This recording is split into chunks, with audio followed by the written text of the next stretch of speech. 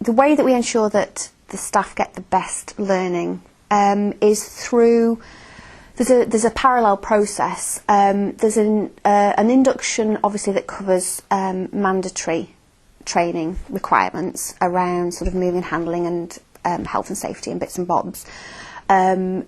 We also have then a two sort of stage process. One is what we call the theory element to the induction training, and then there's the practical element, both of which sort of interrelate.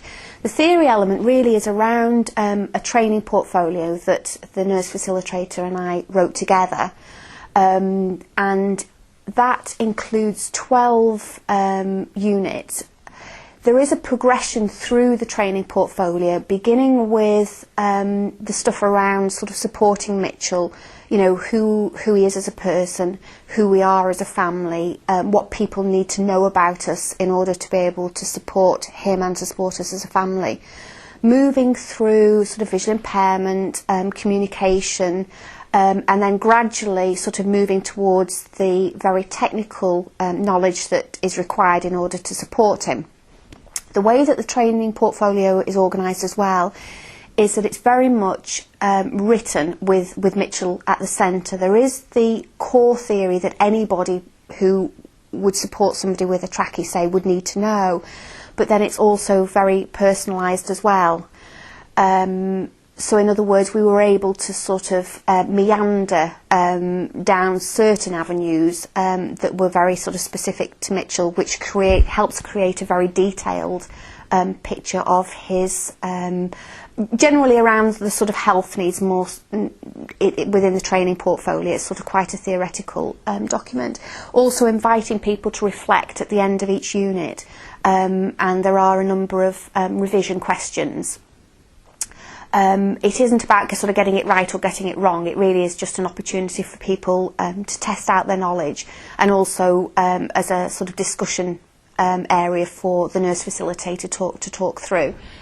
Parallel to this sort of theory or underpinning knowledge portfolio is obviously the practical skills that people need to acquire, which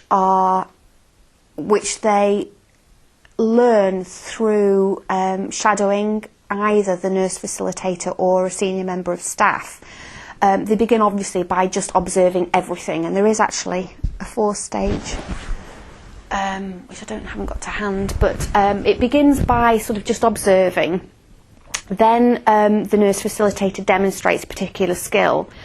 Then somebody has a chance to practice that skill over a period of time, and then the 4th stage is that they actually demonstrate that they're actually competent to perform that skill, and that we have a set of competencies around the 12 units that are signed off by the nurse facilitator. The training period itself can vary from person to person, and that's really important because one of the needs that we've identified really is simply around confidence. That people need to build up their confidence, you know, to do these different tasks, and that can vary very much from person to person. So there is no sort of specified training period. People just move through both the training portfolio and the competencies at a rate that is comfortable for them, because at the end of the day, obviously, the objective is for staff to be competent and confident, and we wouldn't want anybody to feel that they needed to work with Mitchell before they felt ready to. It was important to write training specific to Mitchell because, and this was highlighted by the experience we've had of the training that staff have received through the hospital. And importantly, this was one of the main drivers for us for wanting a personal health budget so that we could personalise the training. A lot of the training that they received in the past didn't seem to me to be a very good fit. There would be sort of some of the underpinning knowledge, but to me it's the translating into practice that's the most important part. So although you might understand how to do something, or there may be a textbook explanation of how to do something, because Mitchell doesn't follow the rules in textbooks, what's really important to us is that the way that things are done in a way that is right for him. So it's not about not following good practice, but it's about understanding the theory, understanding, say, the underpinning knowledge, but then when everything's done, it's done in a way that is right for him, and we could only communicate that by actually writing our own training portfolio. The other thing, of course, was that to date we're not aware of any training that would have actually covered a lot of the topics that our staff need to be trained in. How do we decide who learns what? There is a very clear understanding between Ria and I of the topics or the areas in which everybody needs to be trained. Ria is the name of our nurse facilitator, and that there's no compromise on that, and everybody needs to be fully trained. I think perhaps where our training differs perhaps from maybe other contexts is that you can't be partly trained, and you can't actually be trained, you can't actually begin to do the job until you're fully trained. So, as I say, there's no compromises. You need to be able to do everything and to do everything competently before you can begin to work with Mitchell on your own, which I think is important.